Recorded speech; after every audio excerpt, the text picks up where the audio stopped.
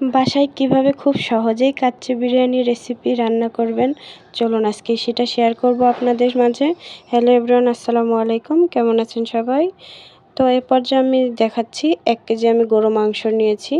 এর মধ্যে আমি পেঁয়াজ বেরেস্তা, একটু কাঁচা পেঁয়াজ কুচি, টক দই, কাঠবাদাম, পেস্তা বাদাম বাটা দিয়ে দিচ্ছি, একটু চিনি দিয়ে দিচ্ছি, একটু ঘি দিয়ে দেব, আর যে বাজারে পাওয়া মশলার প্যাকেট থেকে একটু মশলা দিয়ে দিচ্ছি, একটু জয়ফল, জয়ত্রী আর স্টার ফল, আর যে মশলার প্যাকেট গুঁড়াটা ছিল সেটা দিয়ে দিলাম, আদা বাটা, রসুন বাটা, পেঁয়াজ বেরেস্তা করার সময় যে তেলটা ছিল সেই তেল দিয়ে ভালোভাবে মিক্স করে নিচ্ছি।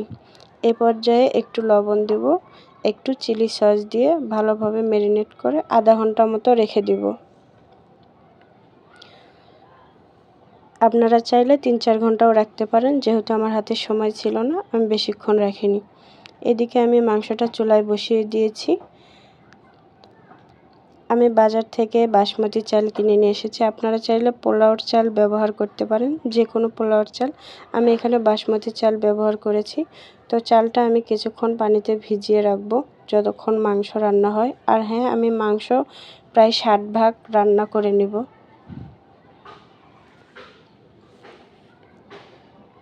এদিকে মাংস থেকে একটু ঝোল বেরিয়েছে, মাংস কিন্তু কোনো রকম পানি ব্যবহার করিনি।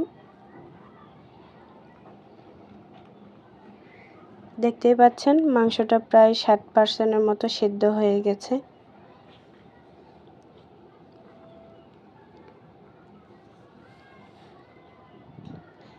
এদিকে আমি আলাদা পানি গরম দিয়েছি, এর মধ্যে দারচিনি, এলাচ, লং, গোলমরিচ, তেজপাতা, একটু ঘি দিয়ে দিয়েছি।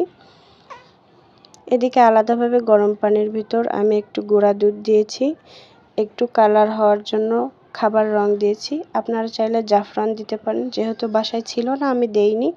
আর একটু ঘি দিয়ে ওটা একটা শিরা বানিয়েছি। আর এদিকে মাংসটা আমার হয়ে গেছে।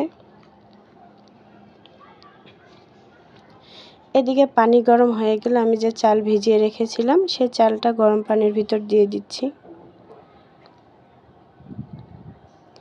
এদিকে আমি ময়দার আটা নিয়েছি একটা নরম ডো বানানোর জন্য, যেহেতু দমে বসিয়ে দেব তার জন্য বানিয়ে নিচ্ছি। ততক্ষণে এদিকে আমার চালটা প্রায় 40% মতো সিদ্ধ হয়ে গেছে। এ পর্যায়ে আমি তুলে নিচ্ছি, কারণ বেশি সিদ্ধ হয়ে গেলে এদিকে দমে দিলে চাল বেশি নরম হয়ে যাবে, পোলাওটা খেতে ভালো লাগবে না। আর এদিকে আমি আলাদা পাতিলে মাংস তুলে নিয়ে আলু দিয়েছি, তার উপর পোলাওটা আলু বোখরা দিয়ে দিলাম, আর যে গুঁড়া দুধ দিয়ে শিরা বানিয়ে নিয়েছিলাম সেটা দিয়ে দিচ্ছি, সেই শিরাটা।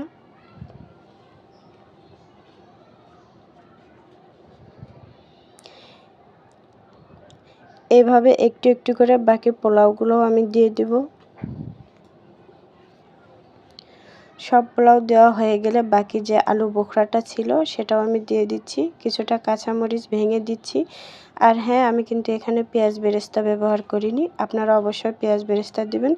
যেহেতু আমাদের একজনের পছন্দ না, এই জন্য আমি পেঁয়াজ বেরেস্তা দেইনি, পরিবেশনের সময় দেব। আর কিছুটা কাঁচামরিচ আর বাদাম দিয়ে দিচ্ছি ওপর দিয়ে।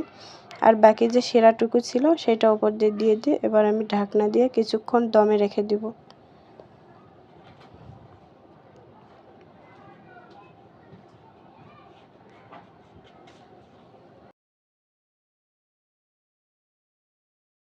প্রায় 35 মিনিট দমে রাখার পরে আমি আবার ঢাকনাটা খুলে নেব।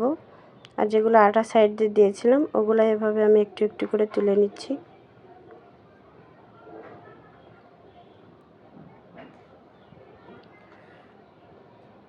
তো দেখতেই পাচ্ছেন বাসায় কিভাবে খুব স্বাস্থ্যসম্মতভাবে বিরিয়ানি রান্না করে খাবেন। তো কেমন লাগলো ভিডিওটি অবশ্যই শেয়ার করবেন।